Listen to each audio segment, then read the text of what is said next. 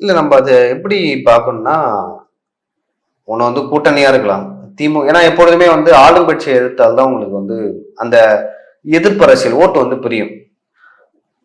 இப்போ நீங்க 2 கட்சியுமே எதிர்க்கிறீங்கன்னா, லைக் மக்கள் எப்படி பார்ப்பாங்க? எங்களுக்கு ஆல்டர்னேட்டிவ் வந்து அதிமுக இருப்பாங்க அப்படின்னு சொல்லிட்டு நினைப்பாங்க. ஆனா விஜய் என்பவர் வந்து ஒரு பெரிய ஸ்டார். 200 கோடி ரூபாய் கிட்ட தென்னிந்தியாவுல சம்பளம் வாங்கியிருந்தவர்.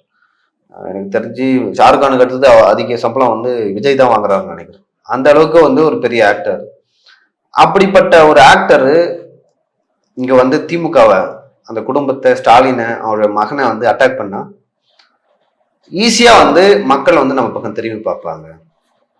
ஒரு பக்கம் வந்து அவர் ரசிகருக்கான ஓட்டு இருக்கு, அவருக்கான ஓட்டு இருக்கு. இன்னொரு பக்கம் பாத்தீங்கன்னா திமுக எதிர்ப்பு ஓட்டுகள்.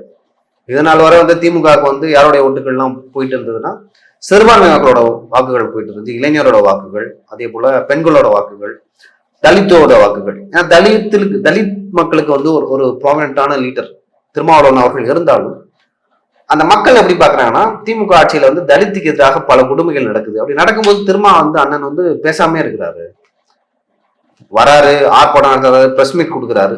பாதிக்கப்பட்ட மக்களுக்கு வந்து நீதி இல்ல, நிவாரணம் இல்ல. அப்ப நான் வந்து எதுக்கு திருமாவளவன் அவர்களை வந்து தலைவரா தேர்ந்தெடுக்கணும் அப்படின்னு சொல்லிட்டு யோசிக்கிறேன்.